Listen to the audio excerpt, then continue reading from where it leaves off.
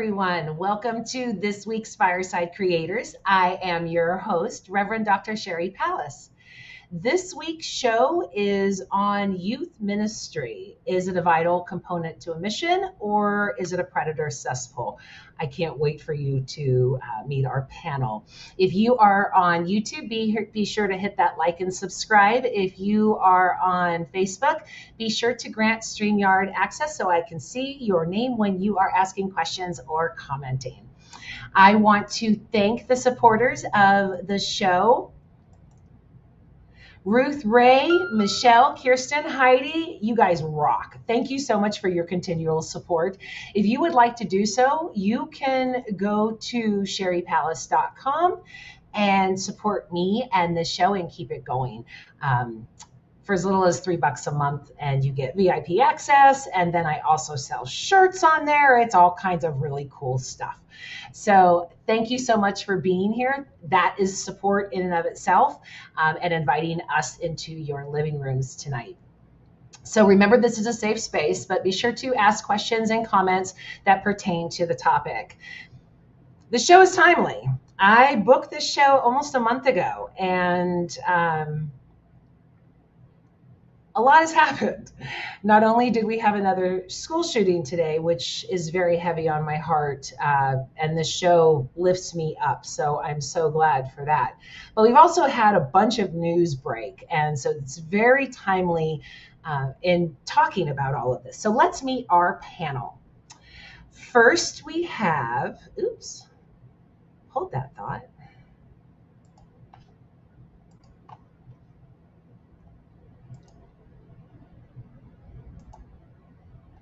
There we go. First, we have Miguel. Not even going to try Miguel. He is a former youth pastor. After graduating Colorado Christian University with a degree in youth ministry and theater, he was in the ministry for 15 years. Miguel is a father, husband, and friend, attempting to recover the best he can from the deep religious scars. Welcome, Miguel. Thank you. Good to have you back. Thank you for joining us. I'm happy to be here. Our next guests, I've never introduced a group before, so I was like, how am I going to do this? But I've been assured that they're basically one person, and I am so honored to have all three of them here. The Inglorious Pastors, Matt, Brad, and Michael, are three former pastors who talk about spirituality, news, booze, whatever else they want to talk about. You can find them at ingloriouspastors.com. Hello, Michael. Hey, how's it going? Good. Hey, Brad. Howdy. And hey, Matt. Hey there. Thank you so much for joining us. Yeah, no worries. Thanks for having us on.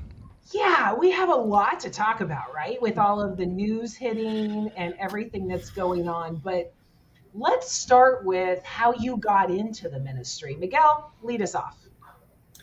That's a long story that I'll try to shorten up for this, but I wanted to go into ministry since I was a kid. I really loved doing things like playing the guitar at church and leading the worship group and all this other stuff. And once I graduated high school, that was the only career path that I could think of. And so I went to Colorado Christian University, where my best friend was. It was also in youth ministry. And I was like, hey, you know what? Let's develop like this nationwide youth ministry thing that never really happened. But yeah, that's kind of the story that got me there. So you were going to save the world. Yeah, pretty much. Okay. Weren't we all? Yeah. I'm still trying. And now look at us. Yeah. What about you, Michael?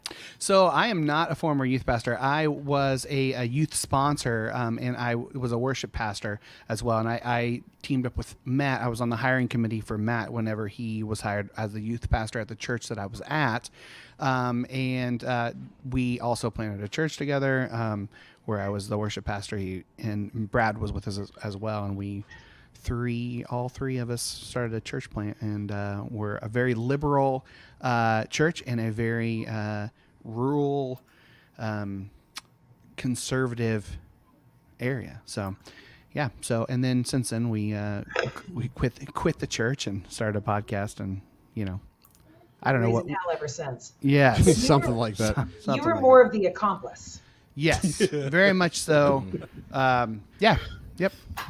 He was the money behind the mob. Yeah. Okay. Matt, talk to me. Right before my senior year in high school, we went to Christ and Youth Conference, big high school, whatever, rah, Holy Spirit type thing. Evangelical circle jerk. Yeah, it's pretty much what it was, yeah. And I honestly, I mean, for lack of a better term, I heard God say, go do this. Like second to last night we were there. He sounded like Morgan Freeman too. That was Val Kilmer. It's amazing. Like Val It's Kilmer. amazing how God only talks on like the second to last and last night of those events. Oh, always, yeah. It's amazing how that works out. Yeah, totally, right. And so it was something that my youth minister, who was a huge influence on me, he encouraged, and so that was kind of the push over the cliff to get me to take that leap. Literally, yeah. And so I did that for 7 or 8 years, and then left that, and for various reasons, I was asked to leave. That was why. And then It was one reason. yeah, It's they not didn't- They didn't want him anymore. Yeah, they that was didn't the want me reason. and so I went to work at a factory, and then a few years later, we planned to try to plant that church, like Michael said. And We did plant that church. That church is fine. We planted. It was fine. yeah. So anyway, yeah, that's the short version. We just got tired of church. We did. Yeah. It turns out that when 3 guys that don't really care about the church anymore try to start a church, it doesn't work very well. And if they go Call me crazy. I don't know why. if they go but after people who don't care about, or hurt by the church, Yeah, or, which was all or we have wanted. never been churched, they have no interest in being part of a church either. Yeah. So, Fun times. yep. So what was the precipice of leaving? Miguel? For me, it was being let go for the 8th time. Wait a minute. So you all were fired? I was not. I was not Okay. fired either. I was, well, So only half of the panel was I mean, fired. yeah. I was on my way toward that, Okay. and I kind of had a burnout, and the church put me on a forced sabbatical. I mean, it was, honestly, I was glad they did. Like, I needed it. I was burned out. Oh, and I no think they- disrespect. In fact, I think I respect you more for knowing that you guys were fired. Yeah. Well, I mean, I was on my way. I was really starting to make a lot of waves, like in leadership, and just saying, like, the hell are we doing, man? Like, nothing we did was making any sense. And it was just like, I was just starting to get more and more outspoken in leadership meetings. And I was reevaluating whether youth ministry was even a thing that needed to exist anymore. So this is a good topic for tonight, I guess. And I kind of burned out, and they put me on a sabbatical, and I think they expected me to come back refreshed. And about 2 weeks in, I turned in my letter of resignation. So refreshed and ready to repent. But they put me on a sabbatical, like after I basically torpedoed a weekend-long leadership retreat for the elders, and I basically just torpedoed the entire thing, and they were so pissed off. Like, because we spent 2 to 3 hours talking about like mission statements, and I just was like, this is stupid. Nobody cares about any of this. And so that didn't go over very well. I was right, it turns out. But yeah, so I would have been fired. I mean, I was well on my way toward that, but I quit before I pulled the ripcord before they could toss me You out quit of the the game plane. before the game could quit you. Yeah. That's right. By the way, I have to share David's astute observation Yeah. that all of you have beards. Yeah. I mean, Is we that talk. a- We It's- talk on our podcast a lot about the fact that we're a complete cliche. absolutely. But I will. In our defense, we've been around for about 6 years. So Oh, there You go. don't want to see what's under this beard. I hear this whole thing that all white guys with beards look alike, so Yeah, it's it fine. works that way too. yeah, that's fair. Matt, do you have anything to add to that, or Michael? I mean, I was fired mostly because the senior pastor and I just didn't get along. The three of us are kind of naturally like kind of boat rockers. When we smell something that smells like bullshit, we kind of call it out, and that doesn't Right. work very well when the status quo is trying to be maintained. And I was doing the same thing as Brad. I was calling into question the whole idea of youth ministry and if it needed to even exist in its current form. I was doing that about a year into my first ministry, straight out of college. Something just didn't jive. It just I was looking for something way bigger than what we were doing. It was glorified babysitting, and I wasn't interested in doing that, and that's what they were wanting. And when I tried to do something bigger than that, they weren't interested. So yeah. Well, I should note that anytime that there is power and implicit trust, there are going to be predators that go there, whether that be even a doctor's office, school, theme parks, and of course, church.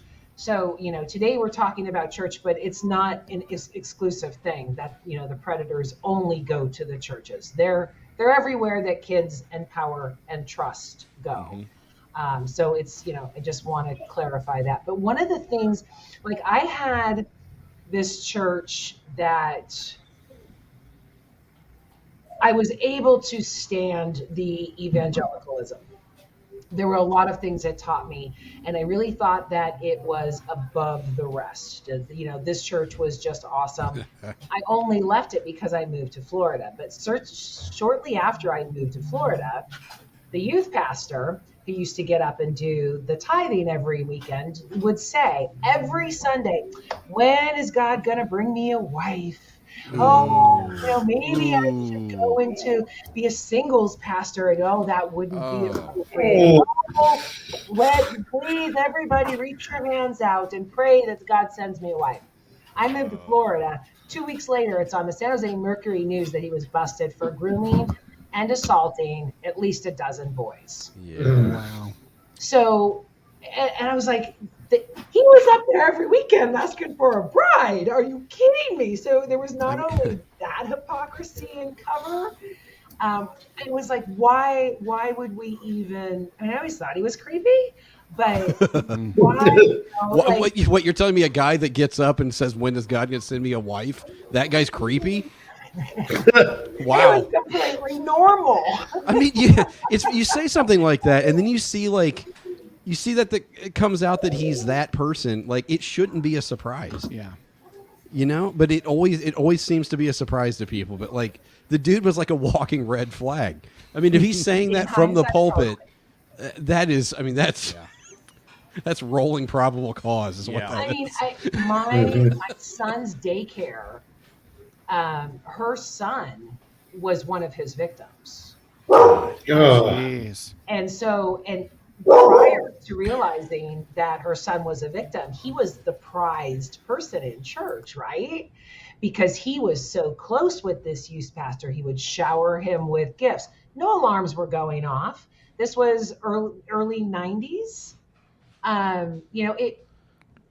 In hindsight, creepy as fuck. Yeah. I see everything out there. But during the time, it was like the kids were competing to be that special kid. Sure. Yeah.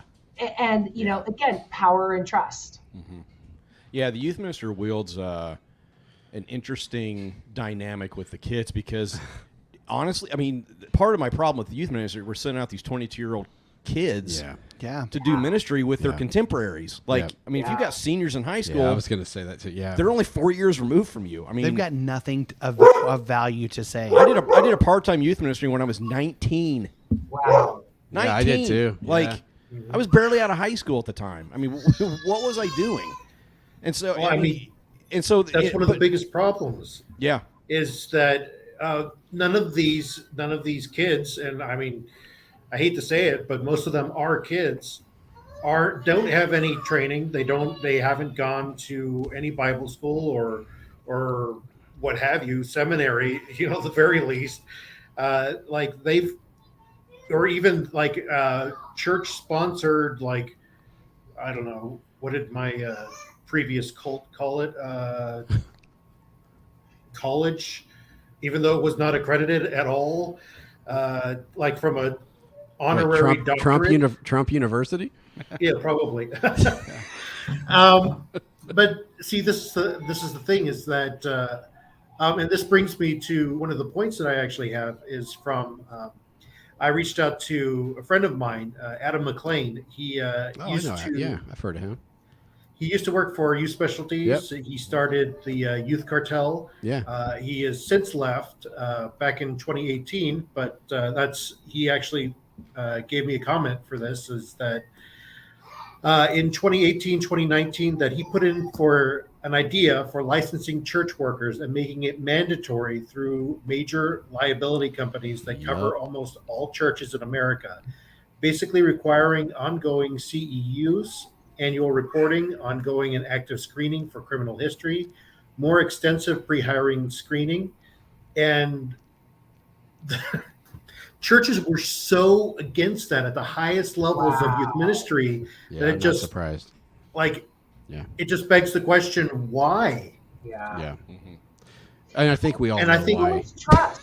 As soon as you walk into a building, you trust everybody there. You don't. Yeah. That doesn't happen anywhere. Well, like I said, Disneyland, doctors' offices, but it's like you automatically assume these people are trustworthy, and But it's not only that; it's that, especially in evangelical congregations, they want the people that have the best and most inviting story to be in their leadership. They want the person with the best testimony to Who's the guy that was the most fucked up before he found Jesus? Wow. Yeah, they want the Young Life model. Yeah, It's they the do. Young Life model to You're get right. the kids in, or they get the congregation in. Butts in the seats means money in the what is it? Money in the coffers. Yep. I thought it rhymed, but then again, Money in the eats. in the eats. I think. I mean, you Money in mentioned the sheets. That's it. You, That's it. You know, Miguel, you mentioned Christian college, like a lot of them that aren't educated. I mean, the thing is, though, we were at a Christian school. It was useless. We didn't know jack shit. I mean, it was really useless because they can't really, because ministry is actually just an experience. Like, that's the only way you really learn anything, and they can't teach you that. So what happens is you go to these Christian schools that are basically just a 4-year expensive VBS, and you end up with like a pretty useless degree when you come out, and you're under all these like strict rules. You're never given the tools to like grow up, right? So you've got, I mean, we had some of the stupidest. Matt and I both went to Johnson. Well, it was Johnson Bible College, and then now it's Johnson University, as if it matters. It's the same school anyway.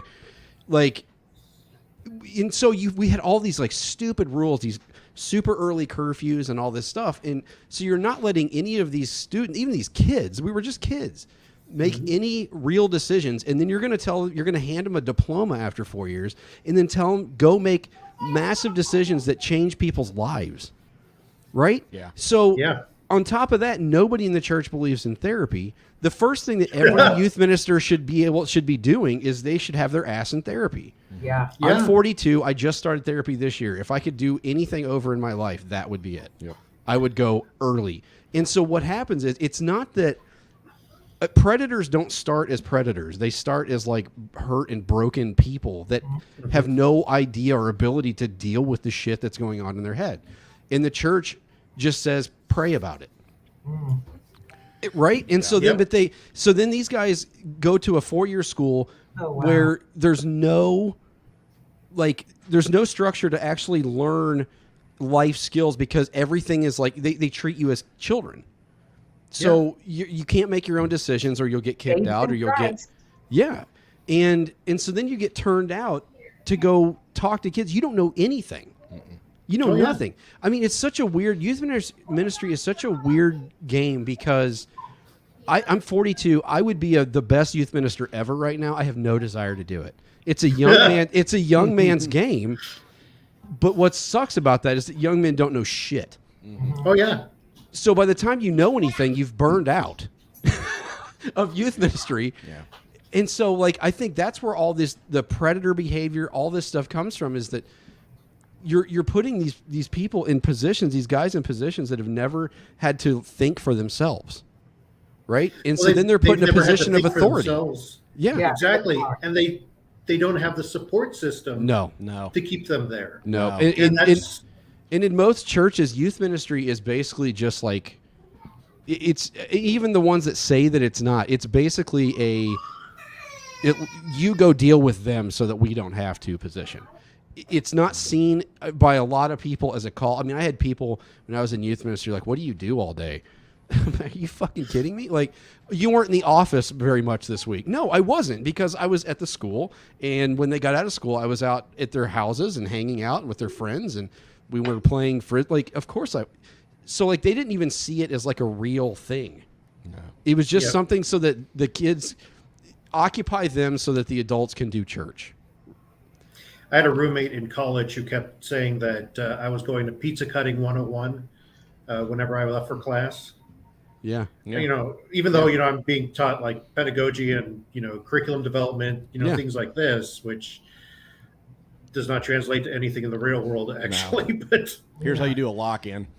Yeah, exactly. I mean, yeah, and to go back to the, you know, the idea of the predator. I mean, like what constitutes volunteers in youth ministry is who's sort of cool and or has kids in the youth group. So I have a story to share. And there's no, like, I mean, you get out. I got out of college and started my first ministry at like 22, and I don't know these people. I sort of inherited them, and then I just found some other people who I thought were cool and who I got along with, and those were the sponsors. Did they have any qualifications? I don't know. I mean, you have no clue. No, you don't have any clue. No background checks. No backgrounds. I mean, nothing required. None of that. So which goes back to what Sherry said about trust. It's just everybody trusts everybody. Mm-hmm. So I was doing worship for youth primarily, and there was a pastor for basically for the main services for the older people, and I would basically help that pastor do his job on Sundays. But our sound tech, just a guy, nice guy, super, you know, it was always friendly to me, and then I found out one day he was dead. And then I found out how he died.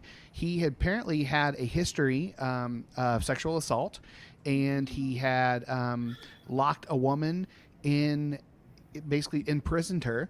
And so he did that. He was rehabilitated and was serving at the church. The elders and the pastor knew this whole time, serving at the church. And then he had another accident and imprisoned another woman. And trigger warning, he accidentally he killed himself.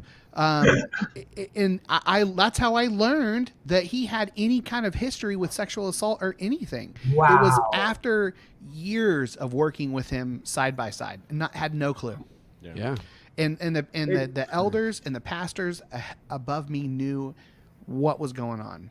Well, and if I remember correctly, it was just like, well, we'll just keep him away from the kids. Yeah. It's like, so he wasn't my sound guy, and I had no idea why he couldn't be my sound guy, but now I figured it out. Yeah. When I was a kid, we went to First Assemblies of God Church, and I loved that church. I was part of the youth group. My parents were involved. Everything was wonderful. And then all of a sudden we were leaving. We went to a mega church, which was Bethel. Years later, I find out it was because when my mom and stepdad went away for a week, I stayed with the youth group pastor, he and his family. And months later, my mom was working in the church office and was doing some filing and came across the paperwork that he had been accused of at least a dozen molestations for children. Woof. And so whenever my mom or a psychiatrist or psychologist or counselor or anything would suspect that I had been molested, she would always go back to him. It wasn't him, ironically enough, but they kept him employed. He was still, I mean, we left the church. I didn't know why. All I knew is that my favorite youth group and everything that was home to me was being ripped apart from me. It wasn't 20 years later, she told me. Oh, it was because I found out that he was a perpetual child molester. Well, and the thing with the church is that, like, what they call forgiveness or repentance, they sort of they put it on the same level as, how do I want to term this? Like, because you've been forgiven, because you've repented, there should be no consequences. Yeah. Like, I mean, you see the story of the pastor in Northern Indiana that just came out yesterday. That he literally sexually assaulted a 16-year-old girl. She came up onto the stage to confront him. 20 years later. After the statute of limitations had. Yeah, and the church rallied around him and left her standing. there.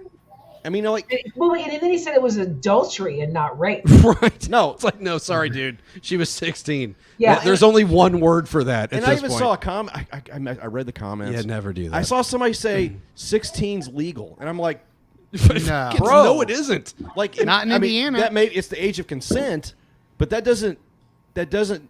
No, what the fuck are you I know. doing, man? Like, if that's the comment you're you're trying making, to if justify that's this? the comment you're making, you should be on an FBI watch list. Yeah. Exactly. Like, yeah. you've got shouldn't be doing youth skeletons. ministry. You've got skeletons immediately. Yeah.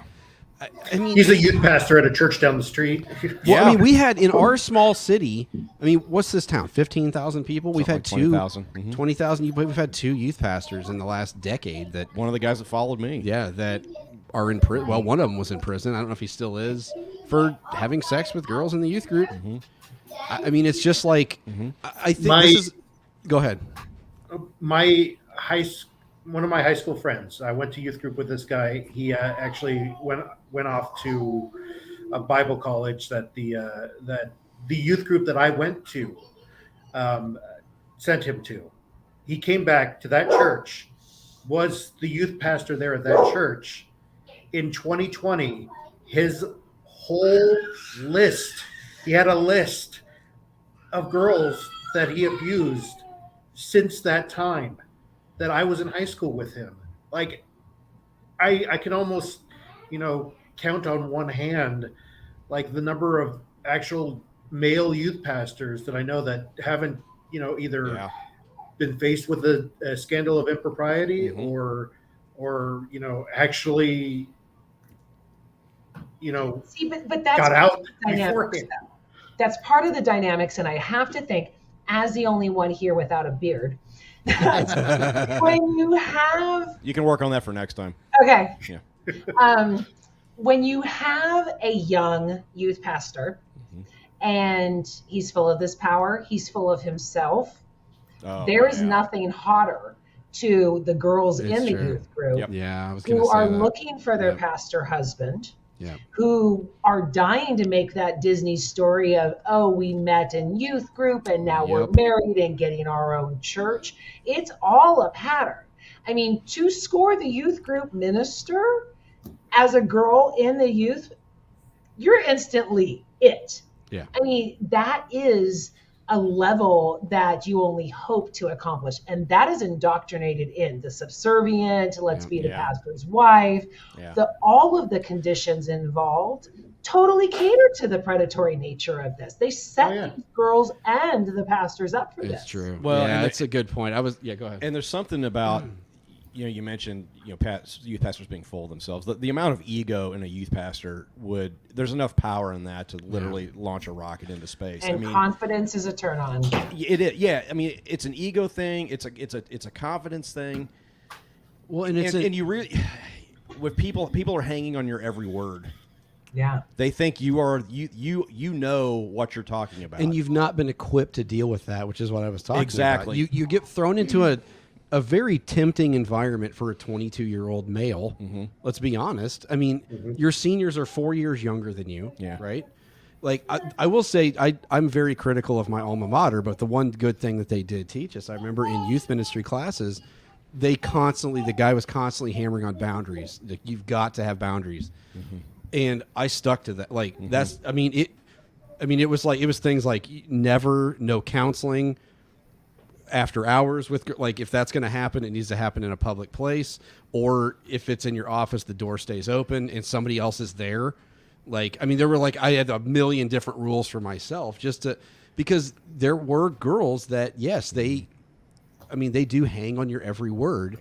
And it's such a weird ass environment. And for a 22-year-old boy out of college who maybe wasn't very popular with the girls in high school, now all of a sudden you're getting all this female attention, appropriate or inappropriate, it doesn't matter. You're still getting it. And so you couple that with a massive ego and a messiah complex, which every youth minister has, that you're going to save the world and it can all start innocently enough of, oh, I'm going to really help her, and so you spend time together and you're doing this together, and then all of a sudden you've groomed her, and and then any even the smallest situation can present itself, and you're in trouble. Yeah, and you couple that with the church seeing youth ministry as just like this ancillary thing to the side.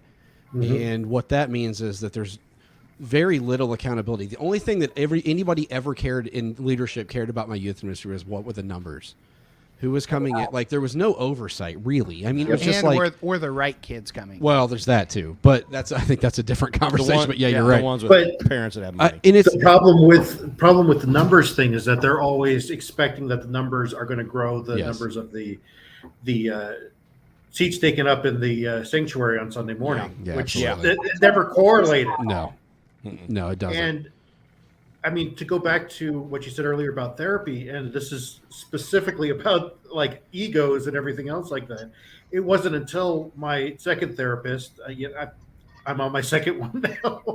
I guess the first one couldn't stand me, but because of my ego.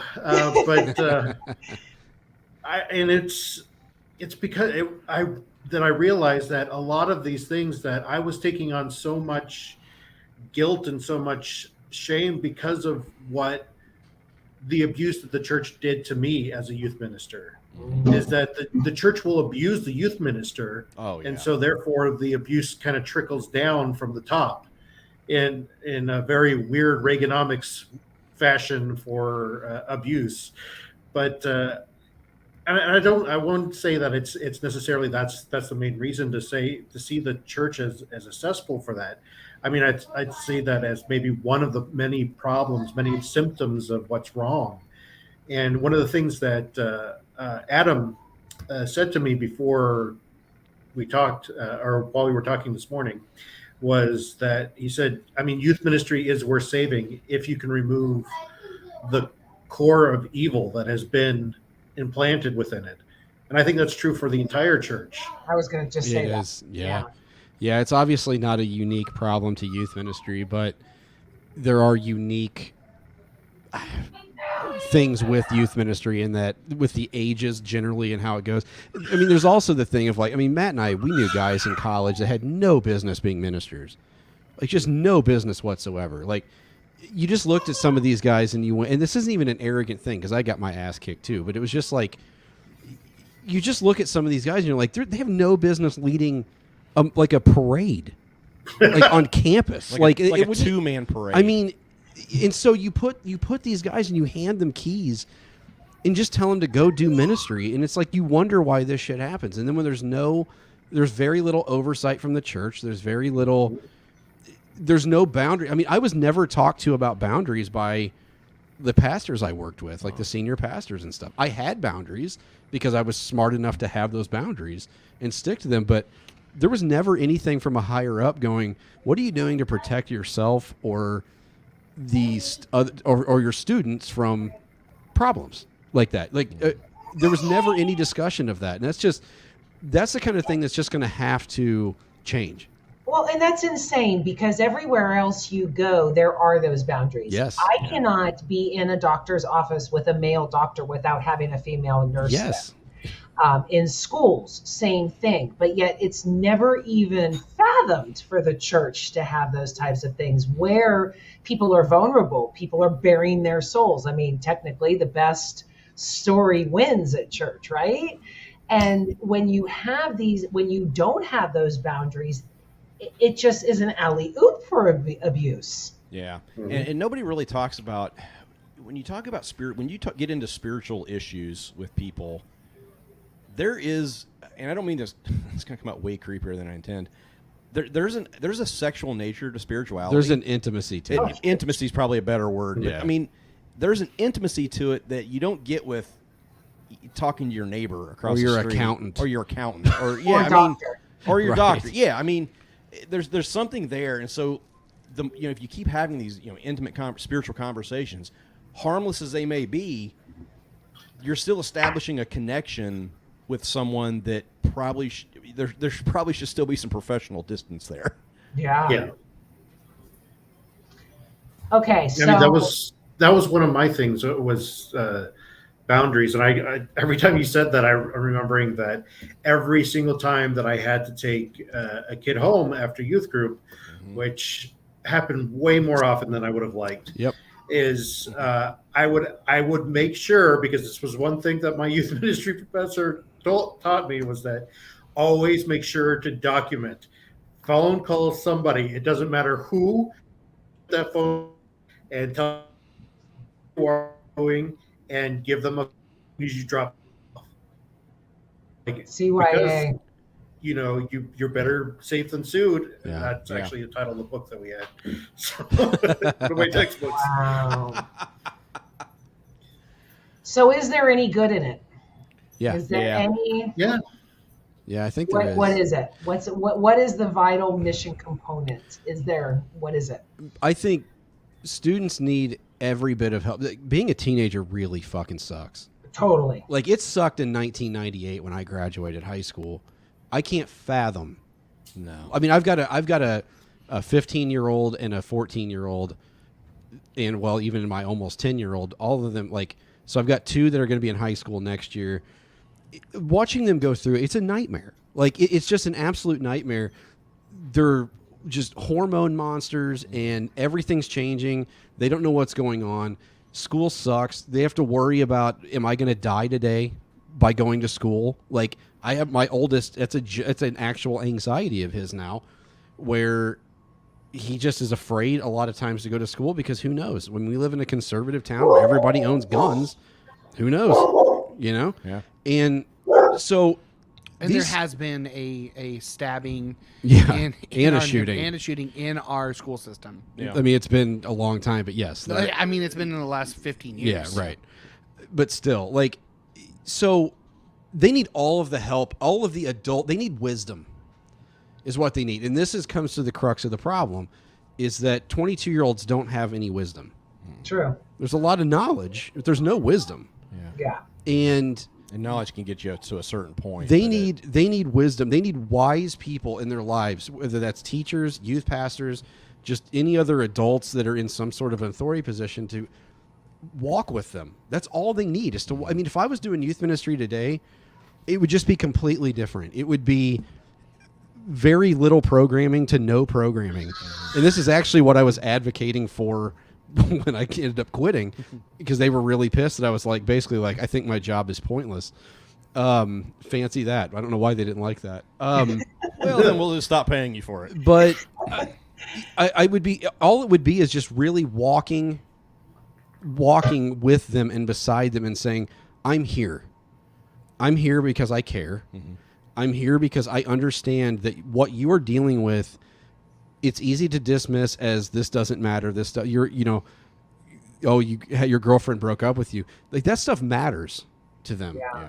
It matters. Now, you can look at as a 42-year-old and go, it doesn't matter in the big scheme of life. Maybe, but it matters then. Yeah. So they need wise adults to be with them and around them, just to walk with them and to be somebody that can listen and to be there and say, I've been there. I understand. It sucks. It's hard. So let me help you. I think that's where the value lies still in youth ministry. Yeah, and I mean, to piggyback off of that, some of the stuff I was looking at as my time was ending was the idea of spiritual direction. I think youth ministers should be more like kind of basically what Brad was saying, the idea of just being a spiritual director, sort of helping people put a magnifying glass on what God might be doing in their life, because a lot of people have a sense that something's happening to them, but they don't know what. They can't put language to it. So I think it's a matter of helping point people in the right direction. I think youth ministry should be about giving people language to describe their experience.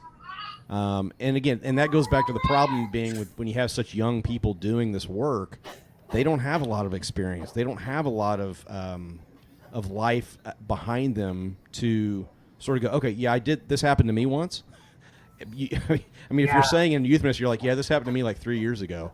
And while there is some value to that, because you're like, oh, I just literally went through this, it doesn't carry the weight that somebody who's 45 like I am can go, oh, you see the shit I've been through, like what we've gone through in the last decade alone. Yeah. I mean, here's what drove me to therapy. Like, I mean, like those are the kind of things you should be able to say. Yeah. But at 22, 23, 24, you don't have that for the most part. Well, it's almost a blind leading the blind at that point. Yeah, it is. And it also sounds like the role should be more of a support, and it turns out to be more of an entertainer. It's 100%. Yeah. I'm kind of like I'm kind of the opposite of Matt. I would take the whole spirituality nature of it out of that relationship and focus more on the being a support without the baggage of religion.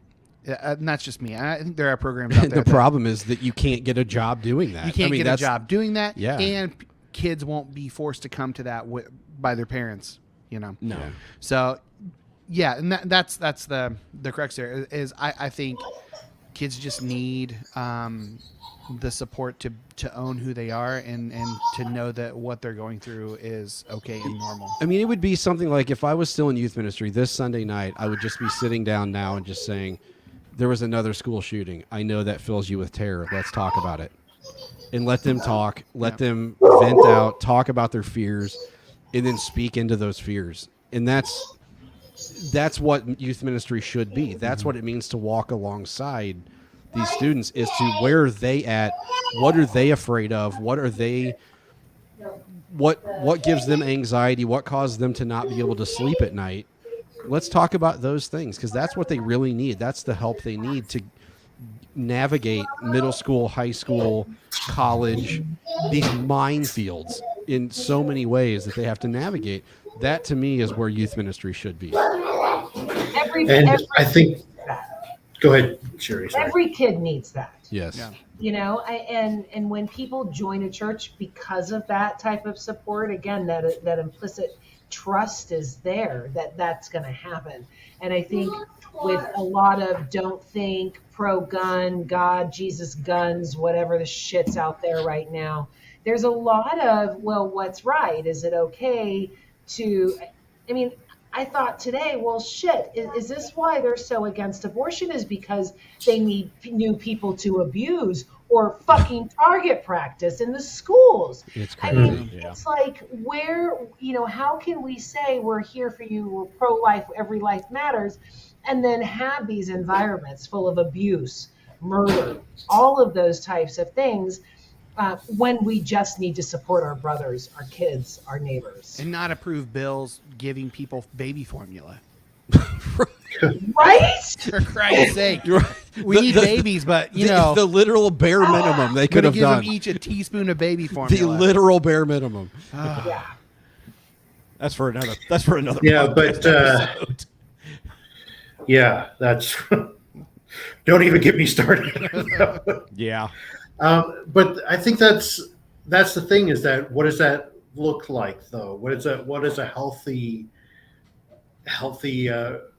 well, and honestly, Michael, I'm right there with you, is that, I would take the spirituality out of it. That's primarily because I'm atheist leaning agnostic now. But it's more that it's more that one of the things that I absolutely love about this one church that is near us, which is like just down the street from us. I actually volunteered there to be their photographer because I was like, I love what you guys are doing. They have a food pantry, they have a community garden, they have a clothing closet, and it doesn't require any church membership. It doesn't require you to go into the church building. You just have to go there and pick up things from it's like a little free library, post thing out there, and just drive by, grab a thing of soup or a box of crackers. And that to me is what church should have been. Totally. That's what youth ministry should have been. You need somebody to talk to? Great. That's what I'm here for. Have your parents sit right there outside the door that has a window in it so that they know there's nothing going on other than us just sitting there chatting. Yeah. That's it's kind of funny being on the other side of church, and if I were to do youth ministry now, my mission would be to save students, but that would mean something completely fucking different than it did 15 years ago. Yeah. I would be trying to save them from their everyday nightmare that they're living in. And I don't know that I would get rid of all the spirituality. I would take out all the guilt. I would be talking a lot about Jesus and just what Jesus has to say about the existence you're living right now. These teachings are about right now. how you can navigate life with joy, even And in the midst sprinkle in of Buddha and other teachings. Sure. I mean, of course. Yeah. I mean, so, I mean, that to me, I mean, the word mission just makes me, still to this day, makes me itch. It makes me shudder. Yeah, conquer. but like, I hear mission, I think conquer. yeah.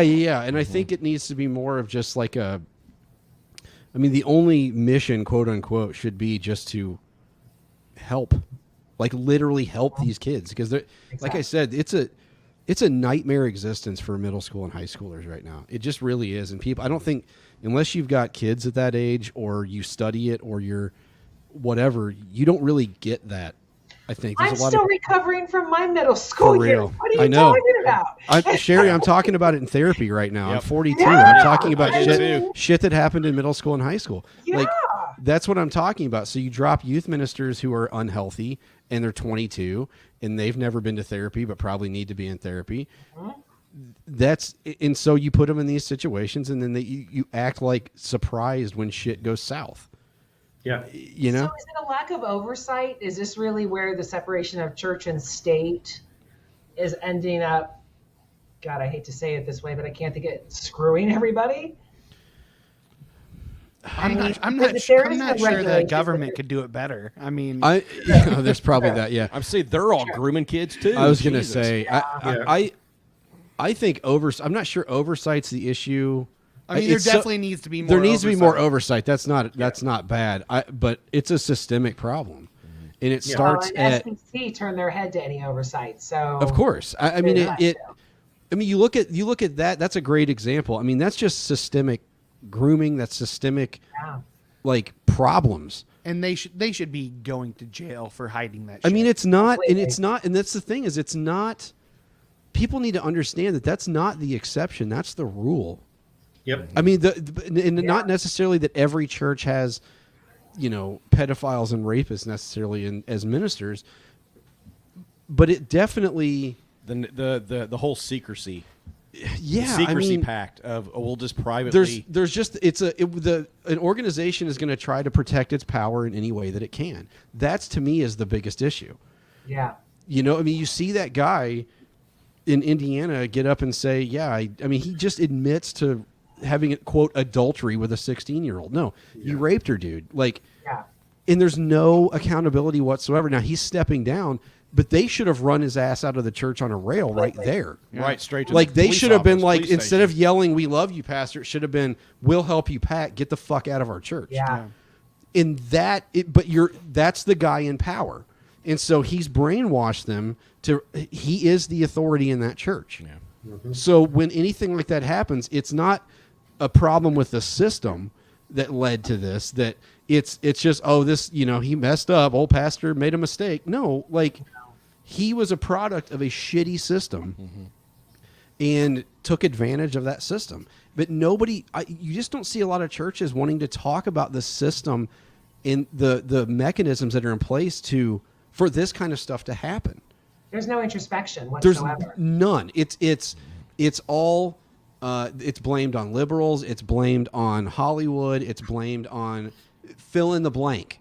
But you know what? If you are divinely led, if you are doing God's work, if you are, if God's telling you to do all of this, then there is no question, right? No. And when they take on the God complex, Yes. there can be no introspection. You can't argue against it either. No.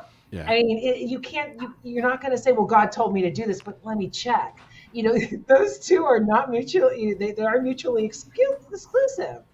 So when you have that environment, again, the systemic beliefs that it is divinely powered, I am divinely appointed, all of this, then it also gives you the power. One of the things I brought up, was it last week or a week or so ago, about the abortion debate, was that we've let these fuckers separate rape from incest. Yeah. Like incest isn't rape. Right. I mean, it's like even dissecting and keeping those two separate changes the way the patriarchy and this control and this power that leads to so much of this abuse. It's again, girls are to be subservient, purity parties at 12 and 14. Oof, yeah. I mean, the church in general are grooming the women. And that's part of the system that I'm talking about. I mean, that is the system. It's the purity culture. And all purity culture really does is it increases temptation. I mean, even the Apostle Paul basically says, stop following the law because all the law can do is tell you where you fucked up. Like, the entire book of Galatians is about stop following the law. It's about love. Like, but you know, so I don't know where I was going with that, but basically, like, what's that? Paul. Yeah, Paul. I mean, you know, when he says whoever wrote that book, because I'm pretty sure that one wasn't Paul. So. Well, there is that, but there is, you know, all the law can do is tell you where you've gone wrong. So if you've got all these purity laws, that stuff's not going to purify you. Like all that, you would think that we would get this point eventually where all of the rules, all of the laws, all they do is just increase. It's don't touch the wet paint. What are you going to do? It's don't eat from the one tree in the garden. Yeah. I mean, that's the whole point of that. It's like they had everything they wanted except there's just one prohibition. Well, the prohibition is what made the desire that much stronger. Of course. And so that's the way that law works. And so when you've got purity culture and you've got all these laws, it leads to these problems because all it does is increase the temptation because it just over-sexualizes everybody. People aren't people anymore. They're sexual beings, and but you can only have sex in certain parameters, right? Mm-hmm. And so all that stuff does is just increase temptation and increase temptation, increase temptation. And then you've got a 22 or 23-year-old in a place of authority with 16 to 18-year-old girls or whatever. Well, and let's be real. There's nothing hotter than the forbidden fruit. Of course. That's the point. That's right? exactly it. Yeah. Yes, that's exactly it. Yeah, I mean, the purity culture is a huge part of the issue. But nobody in churches want to talk about that. No, because it's no longer a point of or a place of healing or support. It's a business, like you said, butts in seats, numbers. That blew my mind. You guys have shooting for goals of numbers. Oh yeah. I mean, the when I see churches being run as a business with a P&L and all of that, it makes me want to puke. That's all it is. It's broken. Yeah. Anything with that is completely broken. And that's one of the things we wrestled with when we tried to plant it. When we planted the church was, man, how do you do this without trying to keep the lights on? Like you had it's true. I mean, that's a double-edged sword. Like you want to do something that is not about the building, but you still need a fucking building, and somebody's got to pay for it. Like, and that requires butts in the seats. So like on the one hand, I'm like, yeah, fuck the system, burn it down. But the other hand, I'm like, yeah, I get it, dude. Like. I get why you're doing what you're doing, why the elders want you to do these things. Because if you don't, you're selling the building next week. Yeah. Yeah, I mean, and then who can you help that way too? Right. Yeah. Yep. Well, ironically, probably more people. I mean, people have said to me, "Are you going to become a pastor?" And it's like, no, I don't even like religion. Well, then you're a reverend and you have your PhD. Yeah, it's worthless. It's I have a PhD and I'm barely working, but. If it's not about love, it is worthless in my book. It's to go into it as a business model. This is my church, my weekly talking to people, trying to change the world that way. And then there's no predatory issues. But when you get power, when you get money, when you do all the things that the Bible fucking talks about all through it to avoid, is when this shit happens more. Yeah. Yep. Very true. Yep. So... is there any way for an outsider to stop it or fix it? To have a law degree, probably. I mean, that's the accountability. Go to church. Accountability. I mean, I mean, that's probably true. I mean, newspapers have done exposés. Websites have done exposés. I mean, there needs to be some repercussions for people who kept quiet about these things. That's the thing that I think has to start happening. Like, not just the people who did it, but the people who hid it. Yes. Yes. And there needs to be they need to have prison time for that. Like that's the only way this stuff stops is if there's accountability for the people behind it as well. Because I know most youth ministers that groom and sleep with students, they generally get caught. Yeah. Senior pastors, it's not as because youth ministers are an easy scapegoat. So if a youth minister fucks up, and he sleeps with one of his students, he's gone immediately. If a minister does it and gets another job at another church. well, there's that, right? After he But- after he repents and does time One of away his from- one of his victims is now his wife at the new church. Yeah, That's what I was right. gonna say. It's Yeah. true. Yeah, it's true. I mean, And then And it's so- a love story. right. Well, And we had a story about that a couple months ago. I feel like there was a youth pastor who waited till this girl turned 18 and they got married. So like Yeah, he was that's literally right. I remember grooming that this one. girl. the oh, it's so entire gross. time. I mean, it's like that right there. and celebrating it. Like it was Who's like this. who's asking those questions of that guy? Like And I'm sure the parents were thrilled. Right? probably. She 'Cause married a that's youth again pastor. Here's the- hard here- to believe. I have seen parents of young girls push that young girl towards an older man who was involved in a church because he was involved in a church. Mm-hmm. You know, 17, 16-year-old girls push towards 25, 35-year-old men. Mary like- was 14. Yeah. And an entire religion was built on it. And her husband and St. Augustine, saint, was betrothed to a 12-year-old. I mean, again, this is all part of the doctrine and allowing these types of things. I mean, we laugh now to say, oh, in the 10 Commandments, women used to be property. It's really not that far off still. No, you know. no.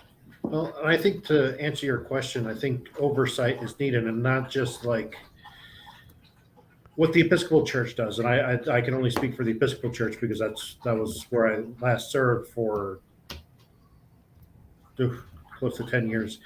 But they do safe church training, which is basically, like these are the red flags to look out for predators kind of thing, which, yeah, that's something, but it's also teaching the predators what exactly everybody's looking for. So don't do this. Yeah. Yeah. There's Instead, that do weird, this. weird, sinister side to that stuff. Yeah.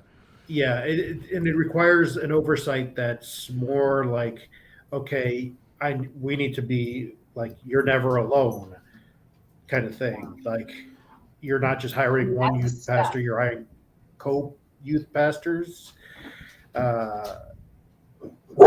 And I mean, I don't even know what that would look like. Yeah. It seems too big of a problem to fix, if I'm honest. I mean, it feels like anything you do at this point is like shutting the door to the chicken coop after the fox has already been in. The fox is already in the hen house. Like, there's no point in trying to shut it at this point. Yeah. It's a moot point. To me, I mean, Sad. To me, there has to be some sort of outside accountability, and like I said, whether that's if this stuff happens and it's hidden, you get your 501c3 status revoked. I mean, there's as far as what the government could do, it's only stuff like that. I mean, it's Wow, but we have people in the government who have known Exactly. to turn away from. of course, assault and that's so there. and that's why I say it feels almost unfixable at this point. That's so sad. It is, and I mean, you're seeing the numbers don't lie. The evangelical church, well, really, the church in America is just dying. It's not going to ever die, but it is dying. It's shrinking, and that's just going to continue to happen the more of this stuff comes out. I mean, anybody that could watch that video of that woman in Indiana confronting that guy and not be sickened by what they saw, it needs their head checked. Like, I couldn't even get through the video watching. It was just so gross watching them rally around him while this lady just stood there after bearing her soul and saying, this guy raped me when I was 16, and they flocked to him. People see that. All that does is that if there's anybody watching that video that's on the fence about leaving church, they're gone. And so the more people that see these things, it's just going to keep the churches. They're either going to have to be forced into drastic systemic change and action, or they'll die. Like, those are the only two options at this point. And as a woman, I can only believe that it took her 20 years to have the course. strength to come up forward. Yeah. And this is why she didn't. yeah. I mean, she was dismissed, completely dismissed. I in said front of that. everybody. In front of embarrassed, everybody. humiliated, Her community. dismissed. In front of her community that's supposed to be there for her. Like, I mean, it was so hard to watch that video. I mean, Yeah. God, I couldn't even fathom being in her place and bearing your soul like that and having the courage to do that and then just get utterly dismissed. I mean, that's just more people that won't be in the church, and the people that are friends with her that are outside of the church, they aren't going to church anymore. Like, the more this stuff comes out, the more damage it does to the church. And I don't see it, the church, in order to change, I think, is going to have to drastically shrink. Like, because the more this stuff comes out, the only way that you get their attention is through money. And when they can't pay the bills anymore, maybe some churches will go, maybe there's a systemic issue here. Maybe we are the problem. Maybe it isn't the liberal media. Maybe it isn't Hollywood. Maybe it isn't all the stuff that's being taught in schools. Maybe it's our behavior that's driving people away. That's where I lose hope. Of course, I do too. That's 100%. Yep, Because, I'm with you. You know, you have the guy out there this weekend screaming, I kind of went, the Democrats are demons. Greg Locke. Yeah, that guy's a clown. Yeah.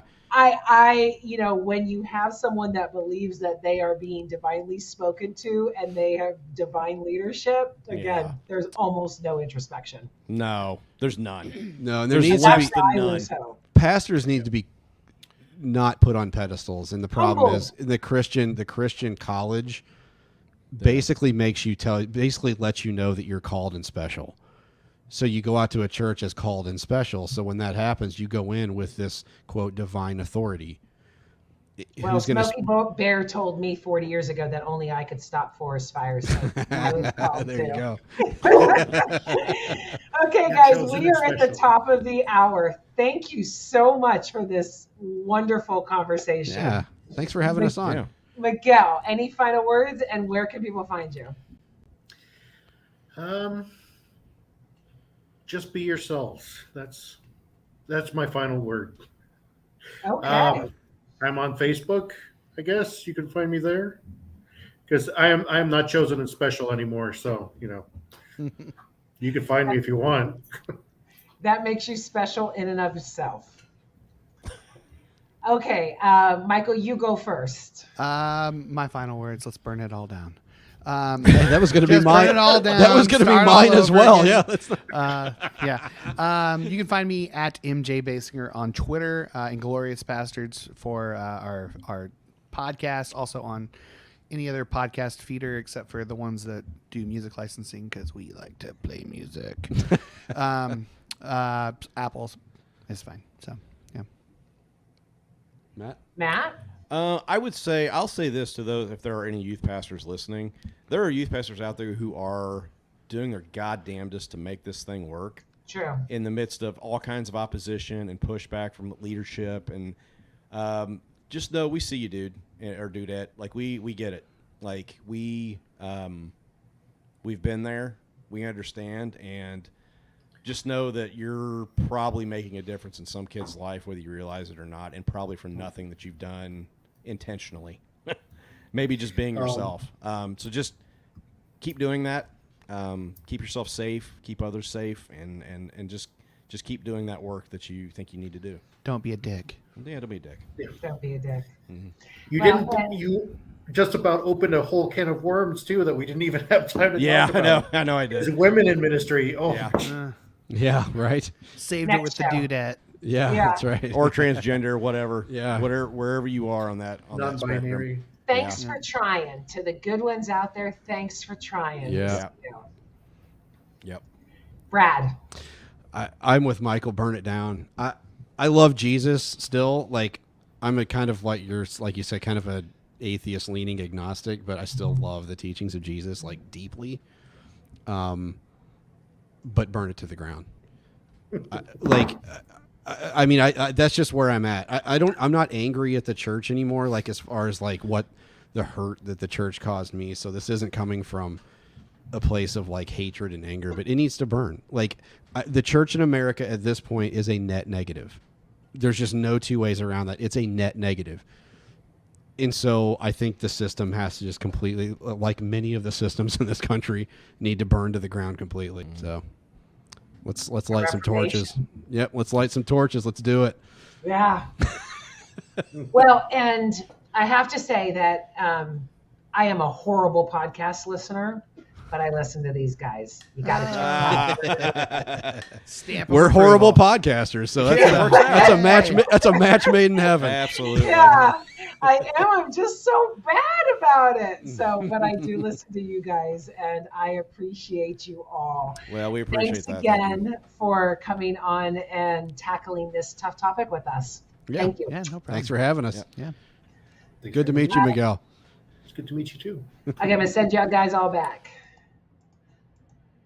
Well, another tough topic on another tough day.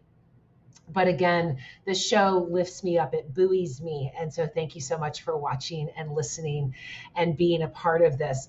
As you go through your week, be sure to walk in love, because that's all that matters. See you next week.